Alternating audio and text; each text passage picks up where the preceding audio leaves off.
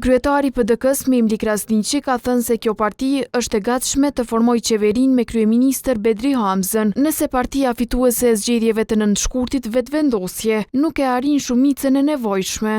Në mbledhjen e kryesisë të mërkurën, Krasniqi informoi anëtarët për komunikimet me partitë parlamentare, me përjashtim të lëvizjes vetëvendosje dhe listës Guxo. Ne kemi objektiva të qarta për zhvillimin ekonomik, rikuperimin dhe forcimin e marrëdhënieve me partnerët tanë strategjik, si dhe avancimin e procesit të integrimit euroatlantik. PDK-ja ka kapacitetin dhe vizionin për të quar Kosovën përpara. Sipas njoftimit, PDK-ja do të veprojë në përputhje me kushtetutën dhe parimet demokratike, pa ndërmarrë veprime bllokues apo përpjekje që do të cenonin funksionimin institucional në seancën konstituive të caktuar me 15 prill. E Bedri Hamza, kandidat për kryeministër nga Partia Demokratike e Kosovës, theksoi për kushtimin e tij për të jetësuar vizionin për, siç tha, një Kosovë më të zhvilluar dhe më të mirë për të gjithë qytetarët e saj.